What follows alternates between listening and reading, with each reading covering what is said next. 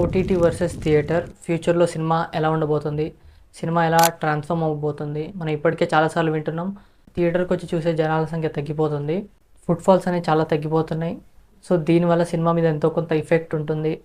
ఇక ఫ్యూచర్ మొత్తం ఓటీటీదేనా, అసలు సినిమాలు థియేటర్లో రిలీజ్ అవుతాయా, సినిమా అనేది ఒక లగ్జరీగా ఉండబోతుందా, ఓన్లీ డబ్బున్న వాళ్ళు ఎఫర్ట్ చేయగలిగిన వాళ్ళు మాత్రమే చూస్తారా, లేకపోతే సినిమా అనేది కంటిన్యూ అవుతుందా, ఓటీటీస్ అనేవి సినిమా థియేటర్స్ని ఎలా ఎఫెక్ట్ చేస్తున్నాయి.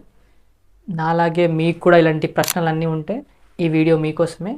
ఈ వీడియోలో కంప్లీట్ డీటెయిల్స్ అయితే ఇస్తాను. అయితే దానికంటే వీడియో స్టార్ట్ చేసే కంటే ముందు కొత్తగా మీరు మన ఛానల్కి వచ్చినట్టయితే సబ్స్క్రైబ్ చేసుకోండి. ఓకే, ఇంక స్టార్ట్ చేసేద్దాం వీడియో. అయితే కరెక్ట్గా 2020 వరకు అంతా బాగుండేది సినిమా విషయాలన్నిటికీ. చిన్న సినిమాలు ఆడేవి, పెద్ద సినిమాలు ఆడేవి, బడ్జెట్స్ అన్నీ ఉండేవి, శాటిలైట్ ఇన్కమ్ వచ్చేది, ప్రొడ్యూసర్స్ హ్యాపీగా ఉండేవాళ్ళు, స్టార్ హీరో సినిమాస్ అన్నీ ఇయర్లీ ఒకటి వచ్చేవి, ఇలా అన్నీ హ్యాపీగా ఉండేవి. అప్పుడే కొత్తగా ఓటీటీ ఇన్కమ్ అని వచ్చేది బిఫోర్ 2020కి ముందు. సో ఇలా అంతా సాఫీగా సాగిపోతున్న టైంలో కరెక్ట్గా 2020లో వచ్చింది కరోనా. ఎప్పుడైతే వచ్చిన తర్వాత లాక్డౌన్ వచ్చి థియేటర్స్ అన్నీ క్లోజ్ అయిపోగానే ఏవైతే పెద్ద పెద్ద ఓటీటీ ప్లాట్ఫామ్స్ ఉన్నాయో, ప్రైమ్, జీ5, నెట్ఫ్లిక్స్, హాట్స్టార్, ఇవన్నీ సినిమాలు కొనడం స్టార్ట్ చేసి మన ఇంటికి, మన టీవీలోకి, మన స్క్రీన్లోకి ఇవ్వడం స్టార్ట్ చేసి, మన స్మార్ట్ ఫోన్లోకి. అయితే ఇదే టైంలో స్మార్ట్ ఫోన్స్ యూసేజ్ చేసే పీపుల్ అనేది చాలా పెరిగిపోయారనమాట. ఎప్పుడైతే లాక్డౌన్ వచ్చిందో, ఈ ఆన్లైన్ క్లాసెస్ అని ఇవన్నిటి వల్ల స్మార్ట్ ఫోన్ యూజ్ చేసే వాళ్ళు చాలా పెరిగిపోయారు ఆటోమేటిక్గా. సో దీనివల్ల కూడా ఓటీటీ బూమ్ అనేది స్టార్ట్ అయింది. అయితే అప్పటి నుంచి కూడా ఓటీటీలో సినిమాలు రావడం స్టార్ట్ అయ్యి జనాలంతా ఓటీటీలో సినిమాలు చూడడానికి, లైక్ వాళ్ళ స్మార్ట్ ఫోన్లో సినిమాలు చూడడానికి అలవాటు పడిపోయారు. దాంతోపాటే కరెక్ట్గా అదే టైంలో ఏమైపోయింది, ఈ 1 year పాటు ఎప్పుడు కావాలంటే అప్పుడు, ఎలా కావాలంటే అలా, మనకు పని ఉంటే పాజ్ చేసుకొని పక్కకి పని అయిపోయాక మళ్ళీ వచ్చి చూడడం, నచ్చకపోతే స్కిప్ చేసేయడం, నచ్చితే రివైండ్ చేసుకొని మళ్ళీ చూడడం. ఇలా ఇంత కంఫర్ట్ జోన్కి అలవాటు పడ్డ ఆడియన్స్ ఒకటేసారి థియేటర్స్ ఓపెన్ అయినాక మళ్ళీ థియేటర్కి వస్తారని ఒక డౌట్ ఉండేది. కానీ ఎప్పుడైతే 2022లో థియేటర్స్ ఓపెన్ అయ్యి పెద్ద పెద్ద ఫిలిమ్స్ RRR, రాధేశ్యాము, KGF2 ఇవన్నీ వచ్చాయో ఆటోమేటిక్గా జనాలు అందరూ వచ్చారు. కానీ ఆ వచ్చే పర్సంటేజ్ అనేది ఆటోమేటిక్గా తగ్గిపోయింది. ఆ కరోనా తర్వాత నుంచి ఫుట్ఫాల్స్లో ఆటోమేటిక్గా ఆ డిక్రీజ్ అనేది కనబడుతూ ఉంది. దీనికి ఇంకో కారణం ఏంటంటే ఆ 1 yearకి ముందు ఉండే టికెట్ ప్రైజెస్కి ఆల్మోస్ట్ 100% హైక్ వచ్చింది. అంతకుముందు 100 ఉండే టికెట్ 200 అయిపోయింది, మల్టీప్లెక్స్లో 200, 150 ఉండేవి, ఆటోమేటిక్గా 300, 400 అలా పెరుగుకుంటూ వెళ్ళిపోయాయి అనమాట. ఇప్పుడు బాహుబలికి వచ్చిన ఫుట్ఫాల్స్ RRRకి రాలేదు. ఈవెన్ దో మేబీ ఆ కంటెంట్ ప్రాబ్లం అయి ఉండొచ్చు, ఇంకా లేకపోతే వేరే ఏ రీజన్స్ అయినా అయి ఉండొచ్చు, కానీ ఆ ఫుట్ఫాల్స్ అనేది డిక్రీజ్ అయితే ఉంది. మనం అది చూడొచ్చు, క్లియర్గా విజిబుల్ అవుతుంది మనకి. దాంతోపాటే యాక్చువల్లీ అప్పుడు అంటే సుందరానికి అండర్ రేటెడ్ అయిపోవడానికి గల కారణం ఇదొకటి. ఎప్పుడైతే కరెక్ట్గా ఆ 2 months స్పాన్లోనే RRR, KGF, రాధేశం ఇలాంటి పెద్ద పెద్ద సినిమాలు, బీస్ట్ ఇలాంటివన్నీ వచ్చాయో, జనాలు ఎక్కువ డబ్బులు పెట్టి ఆల్రెడీ అక్కడ చూసేసరికి ఈ సినిమాకి వచ్చేసరికి జనాల దగ్గర ఆ మనీ సాచురేషన్ పాయింట్కి వచ్చేసారనమాట. ఇంకొకటి, దానికి ముందే కరెక్ట్గా వారం ముందే విక్రమ్ రిలీజ్ అవ్వడం, అది యాక్షన్ ఫిలిం అవ్వడం, దానికి బాగా టాక్ వచ్చి జనాలంతా అటుపక్క వెళ్ళిపోవడం. సో ఎప్పుడైతే ఈ స్టేజ్లో ఆడియన్స్ అనేవాళ్ళు ఒక డివైడ్ అయిపోయారనమాట, ఒక సెగ్మెంట్స్ కింద.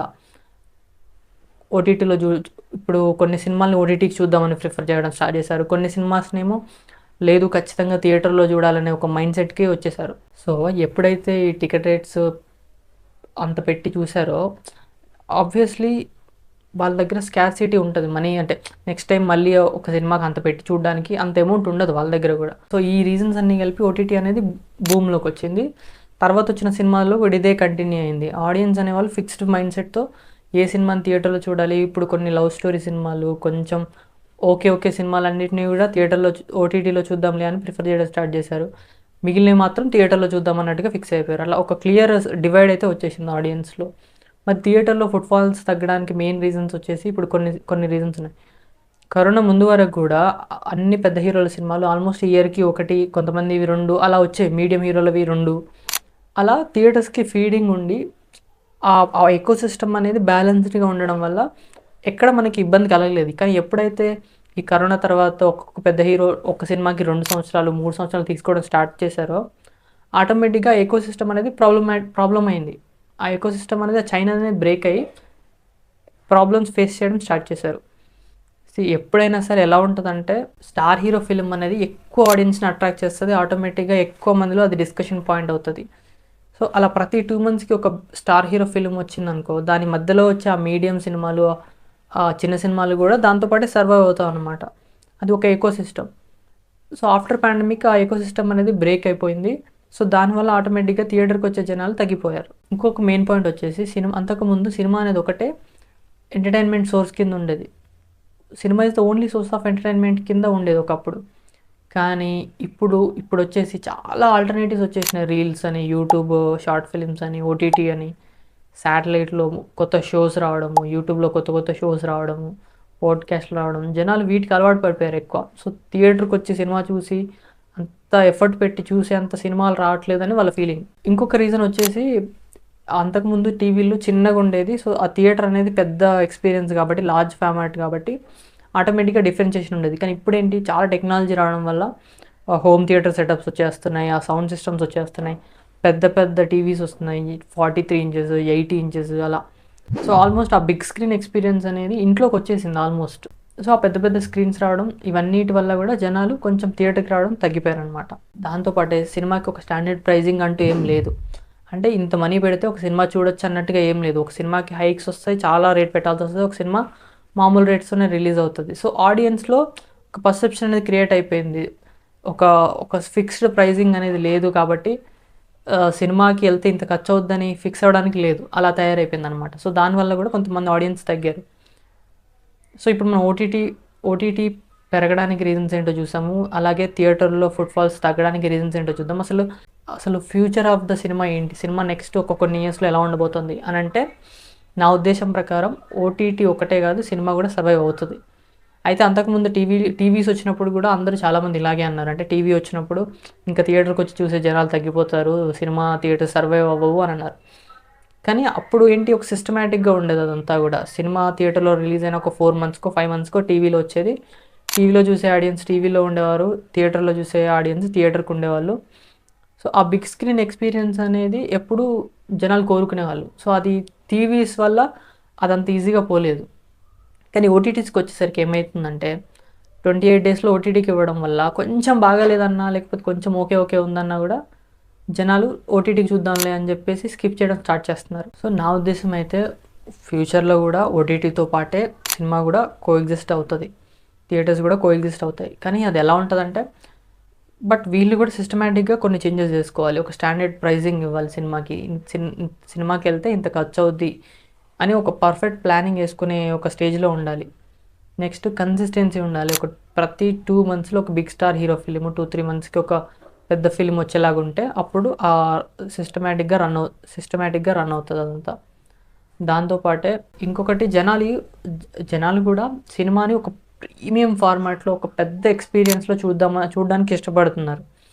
ఇప్పుడు కొన్ని కమ్యూనిటీ ఎక్స్పీరియన్సెస్ ఉంటాయి. ఎలాగంటే కొన్ని కామెడీ ఫిలిమ్స్ ఉంటాయి, అవి మన ఫ్రెండ్స్తో ఒక సినిమా హాల్లో చూసినప్పుడే మనకు నవ్వు వస్తుంది. అదే మనం ఎలోన్గా ఓటీటీలో, ల్యాప్టాప్లోనో, టీవీలో పెట్టుకొని చూస్తే మనకంత నవ్వు రాదు. అలాగే ఒక థ్రిల్లర్ సినిమా మన ఫ్రెండ్స్తో చూసినప్పుడు ఆ ఫీల్ వేరేలా ఉంటుంది, హారర్ సినిమా కూడా.